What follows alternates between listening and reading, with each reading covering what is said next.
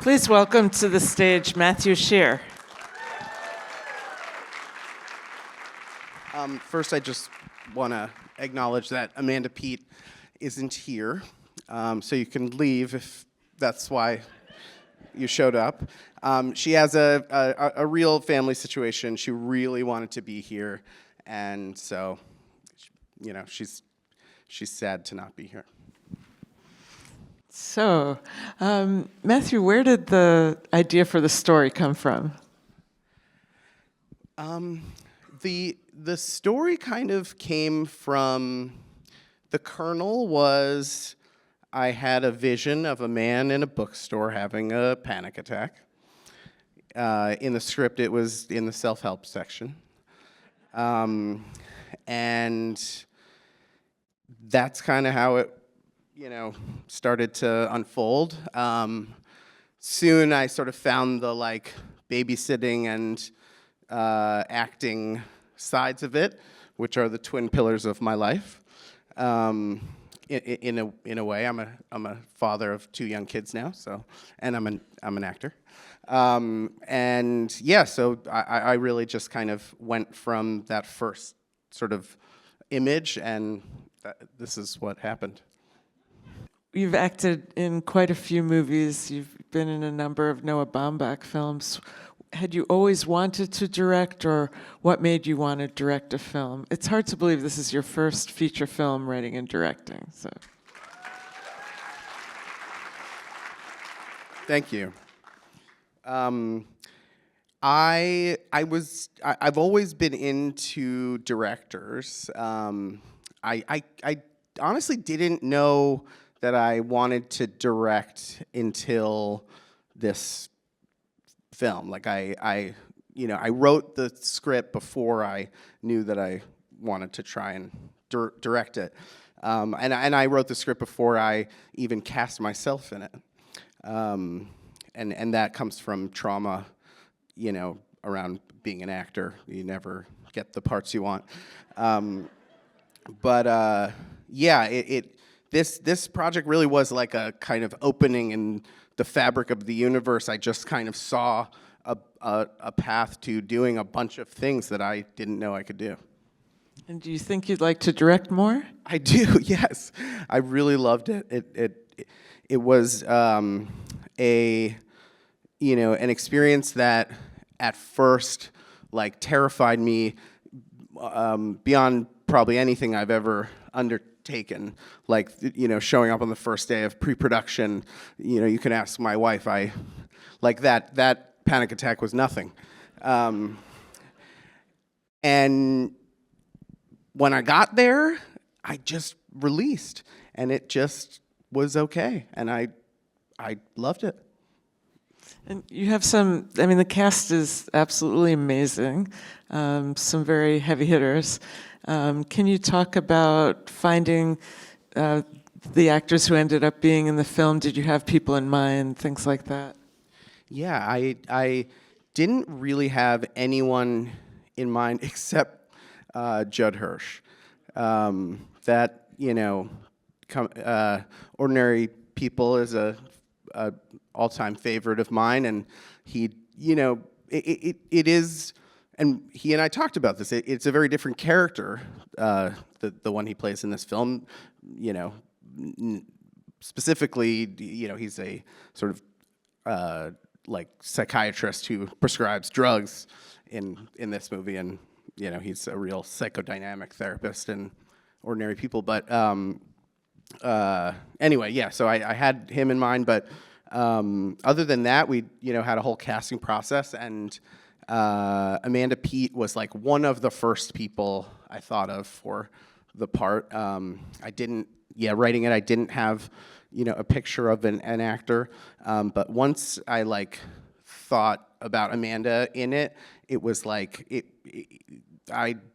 felt like it wouldn't be the movie that I wanted it to be without her. And so that created a lot of tension in offering it to her, and she was interested.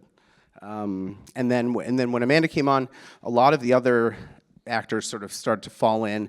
She has a relationship with Balaban, so she sent him the script.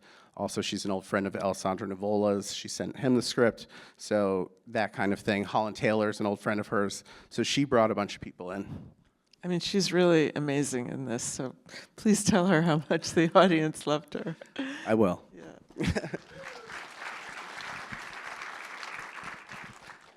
And what about the three little girls? Because they were incredible. That was And maybe a handful, but maybe I'm just No. projecting. No, they were like the easiest actors I worked with, probably. And that is a sensible attitude that kids would be difficult, but I had a really great casting process with the kids. We brought kids in person, which is not done so often in casting. Usually you put yourself on tape with your iPhone. And so we met with the kids, and I just knew I really got along with these kids, and they could read the material and have fun, and they were just great, and everybody loved them, and they were just a delight on set, and yeah, the least of our problems.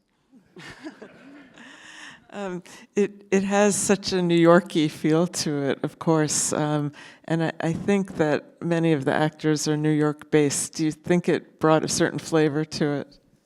The New York-based actors? Yeah, definitely. I mean, all of the actors seem to recognize this story and these characters and the locations.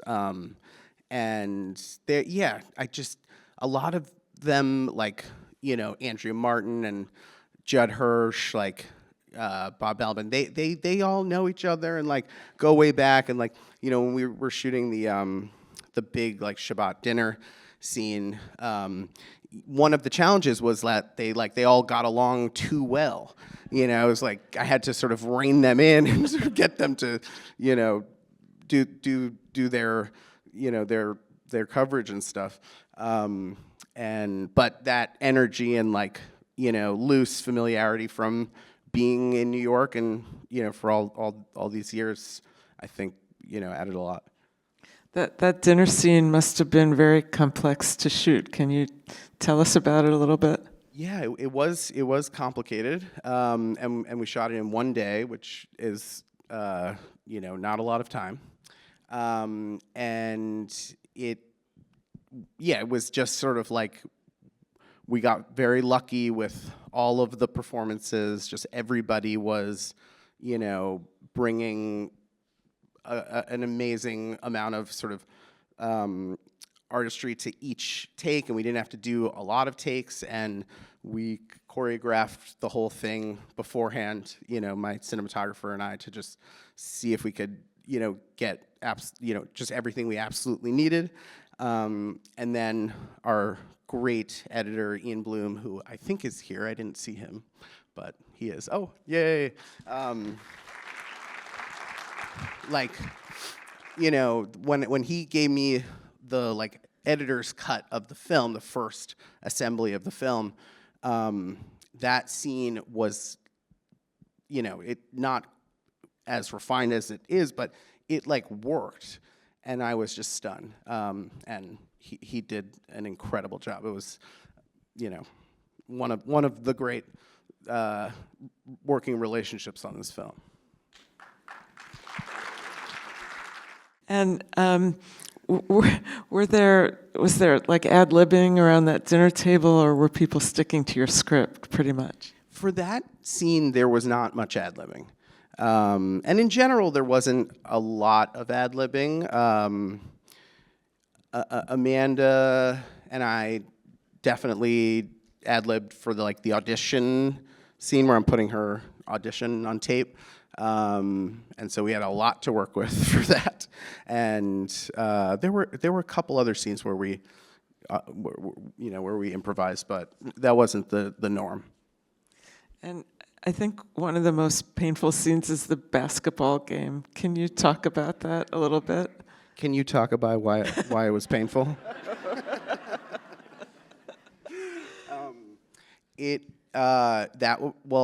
One fun IMDb fact is that that was, I don't even know if this would be an interesting IMDb fact, but that was Alessandro's first day on the movie.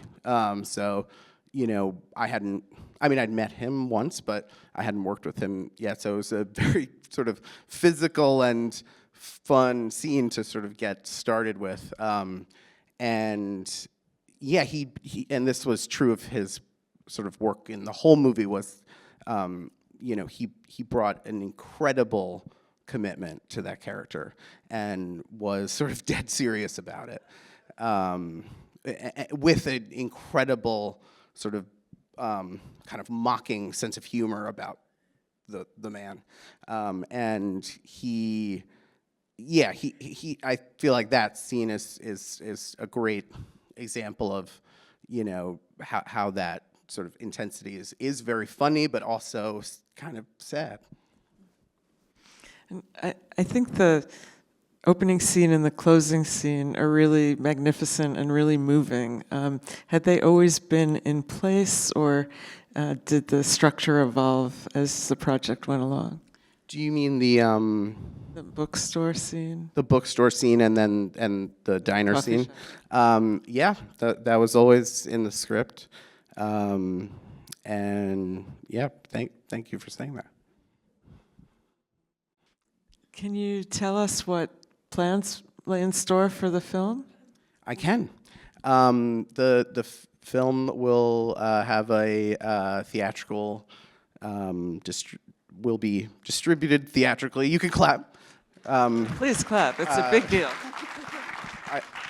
And we'll be opening at the Angelica downtown on March 27th.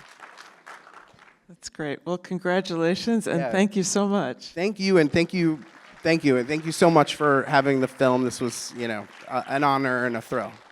Great, thank you.